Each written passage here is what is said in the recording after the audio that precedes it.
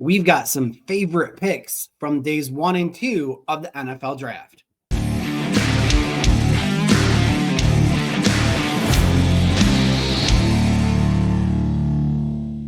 Hey there, guys. I'm Joshua Klein, your host of the Draft Beard Podcast. Thank you guys so much for joining us on this episode of the Draft Beard Podcast. We're going to go over some of my favorite picks from rounds 1, 2, and 3 of the NFL draft. But before we get there, don't forget to like, subscribe, and share. I would really, really appreciate it. It does help get this content out in front of those who are most interested in things like the NFL draft, sports in general. So if you could go ahead and like, subscribe, and share. And don't forget to hit the notification bell. That way you do not miss an episode of the Draft Beard Podcast. So when I release one, if you have that notification bell on, you'll get notified immediately that a new episode of the Draft Beard Podcast has come out. So thank you guys so much for doing that for me.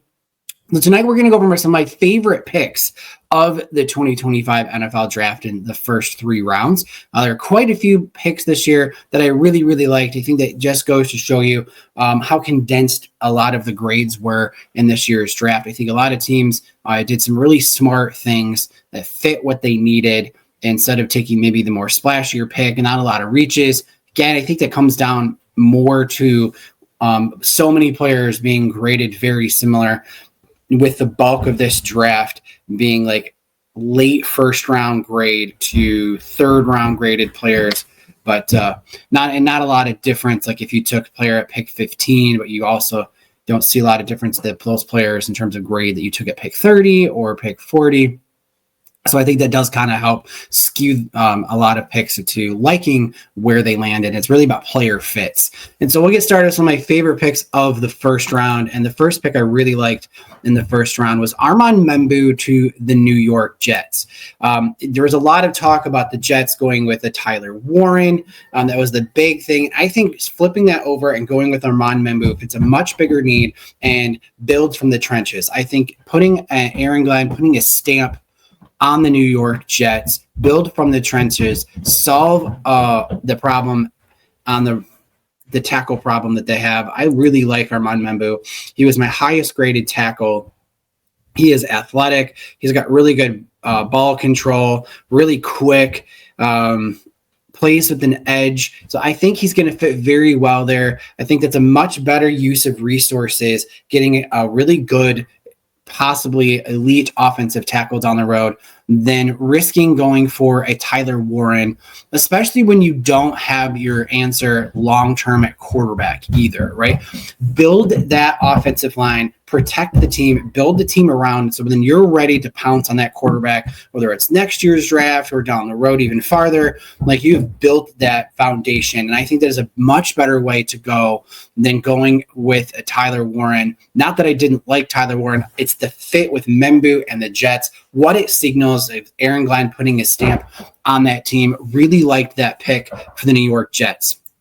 The next one is Colston Loveland to the Chicago Bears. I know a lot of people look at this. Why didn't you take Tyler Warren ahead of Colston Loveland?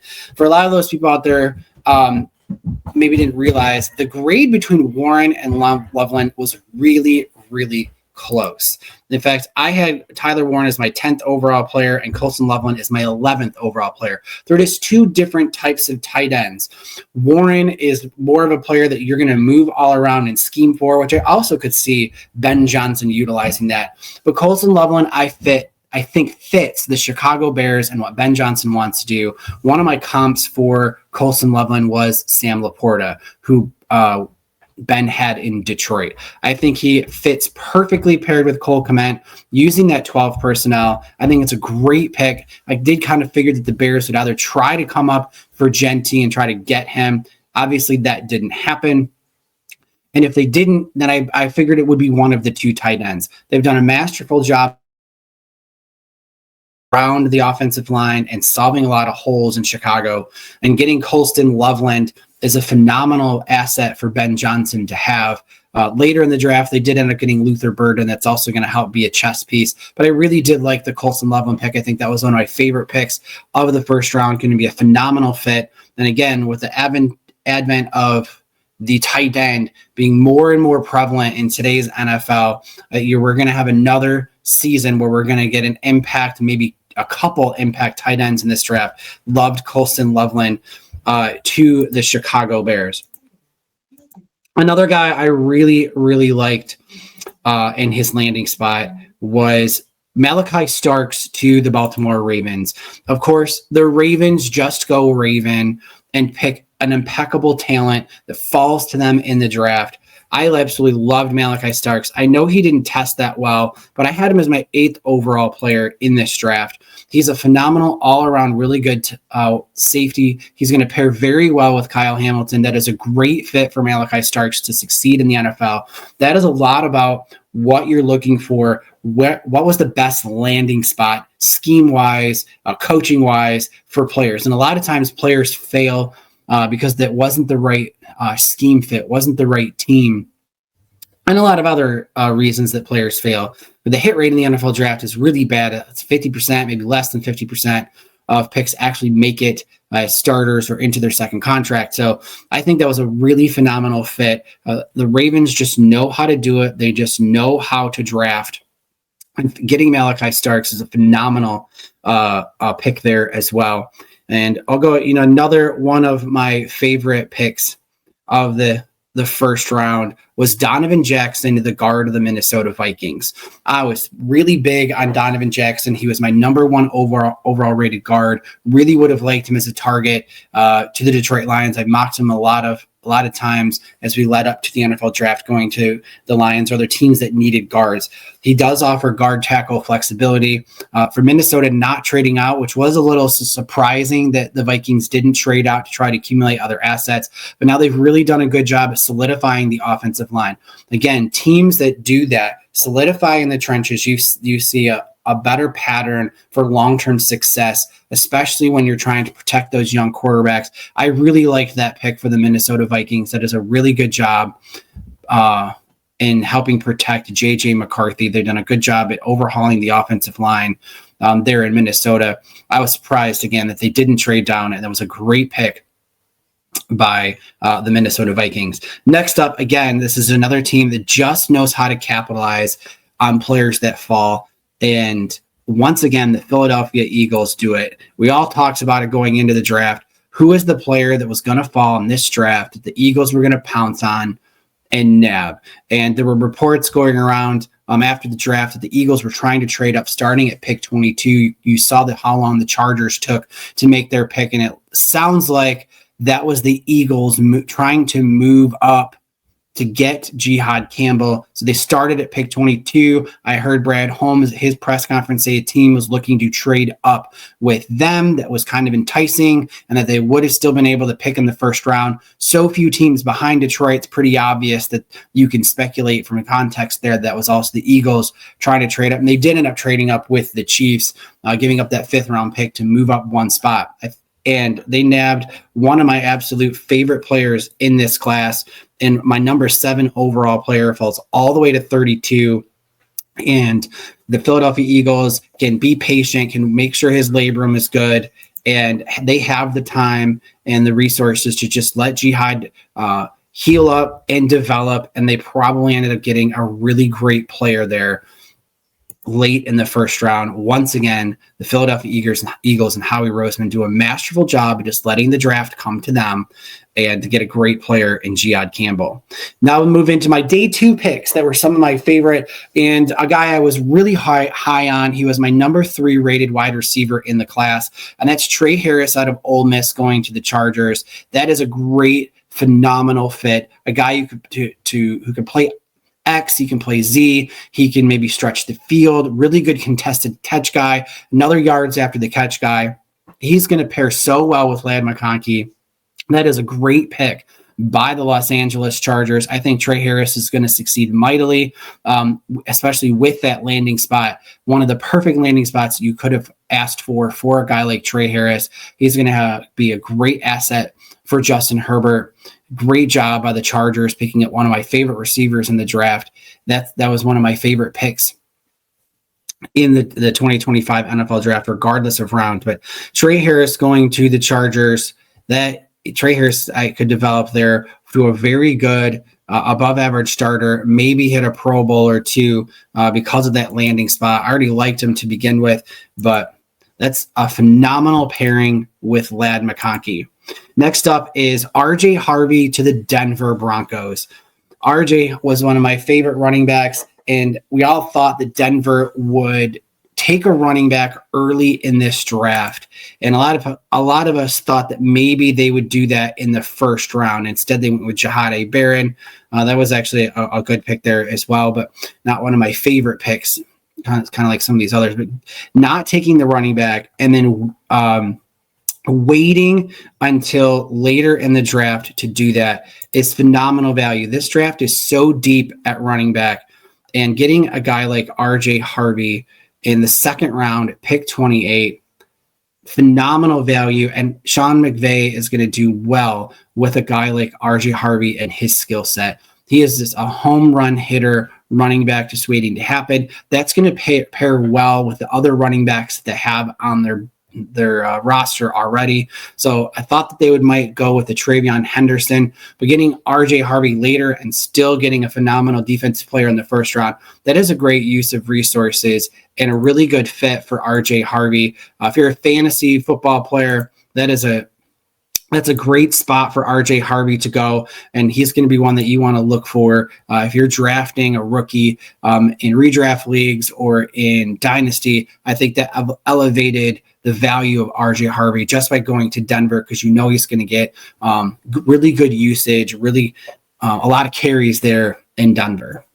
And next up on my list is Shavon Revel of East Carolina going to the Dallas Cowboys. And Dallas has a really sneaky need at corner, especially with what's going on with Trayvon Diggs. That is a really, really good pick for the Dallas Cowboys, getting exceptional value. A guy, if he didn't have that knee injury, there is no doubt in my mind he's a first-round talent, one of the top corners of this draft. He's got elite speed, really good size. He's really smart. That is a phenomenal pick to get it, the 76th overall pick in this draft. I had Shavon at 42. Again, though, if it wasn't for that injury concern, I really would have had him much higher on the draft board. But that's a phenomenal value by the Dallas Cowboys. Great job filling that corner need. But on top of that, one of my other favorite picks is also from the Dallas Cowboys, and that is getting Donovan Ezeraku at edge rusher. He was a guy I really thought might go in the top 15. I had mocked him to Atlanta a few times, or some other teams there in the 20s. And to get him at the 44th overall pick is phenomenal value. And not only that, he has a really good floor. He is one of the more polished edge rushers in the draft. He was my 21st overall player. You got him 20-some spots down the board compared to where I had him ranked.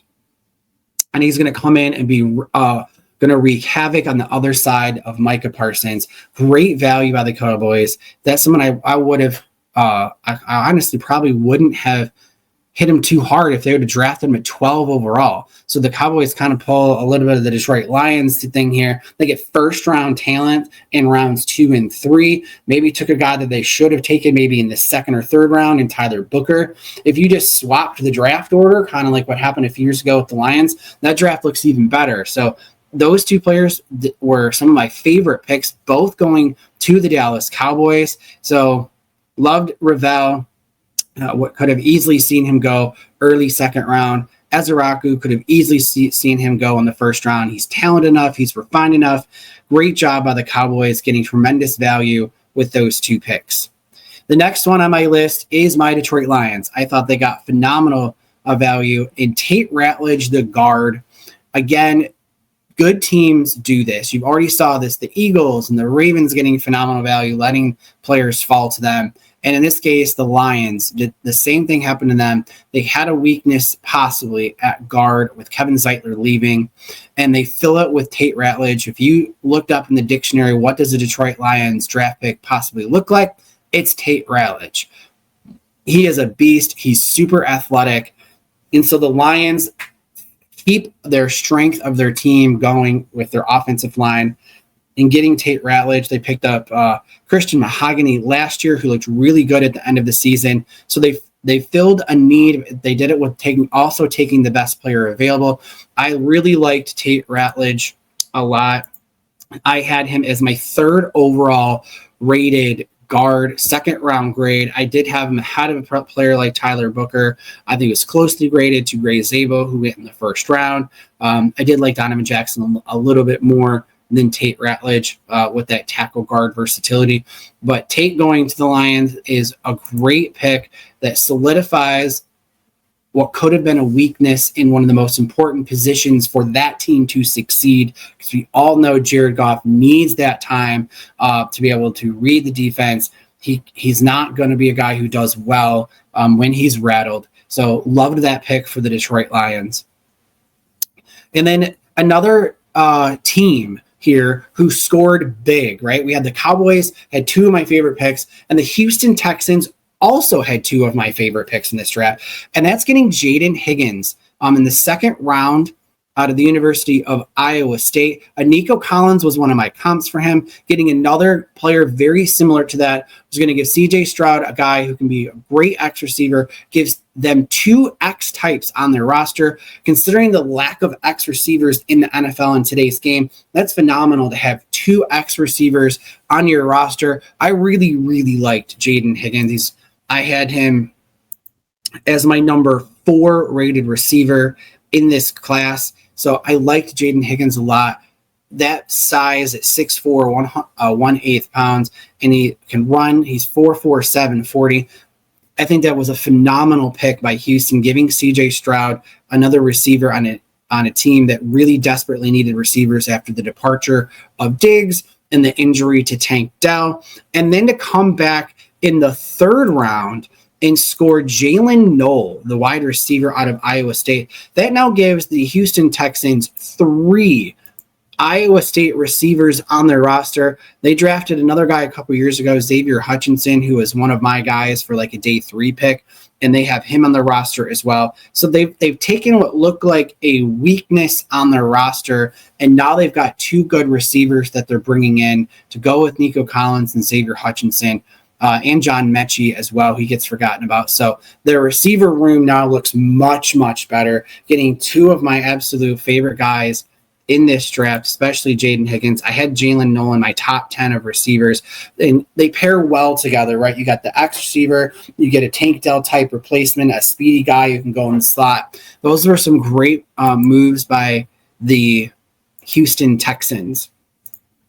And so that takes me to my last, and it's another pairing of guys I really liked, and that is the Carolina Panthers, right? They take Ted McMillan in the first round to help out Bryce Young, get themselves another receiver. We all know that they had weaknesses on the edge. They were really talks about maybe going up for Abdul Carter or getting a Jalen Walker. And instead what they do here is they get some quantity and some quality in the second and third rounds with Nick Scorton, the defensive end out of Texas. I think he is a guy who has some upside there. Disappointing 2024 at Texas A&M, and a really good tape at Purdue. He slimmed down after the season, going back down to his weight that he played at Purdue, where he was an absolute monster in the Big Ten. I really liked that Nick Scorton pick for Carolina. I thought that was really good value there, and especially since they really need to shore up the pass rush. They kind of shored up a little bit of their defensive line in free agency, but nobody that you would prevent them from drafting a defensive end or a defensive tackle in this year's draft. And then you come back in the third round and pair it up with Princely Umanmielen, back-to-back guys on the edge to a team that really needed them and got great value. In fact, I had Umanmielen from Ole Miss ranked ahead of Nick Scorton, both edge rushers in the top 10 of my edge rushing rankings. Both are going to fit very well. You got Nick, who can kind of maybe set the edge more if you need to have Princely do maybe more of a stand-up outside rush. He can do that. So they got complementary edges who have both 2 different types of playing styles who are going to help rush the pass rusher for the Carolina Panthers. Those paired together, great picks. I like them individually. They were some of my favorite picks, but pairing them up was masterful. So you had 3 teams who had some of my favorite picks. They just happened to be on the same team as well. So those are my favorite picks of rounds 1 through 3, actually, in this year's NFL draft. There were quite a few, and we'll see you next time on the Draft Beard podcast. We got some other episodes in store for you. We'll go over my least favorite picks from rounds 1 through 3 as well. So thank you guys so much for joining. Don't forget to like, subscribe, and share this podcast. I'd really appreciate it. Until next time. The Draft Beard podcast.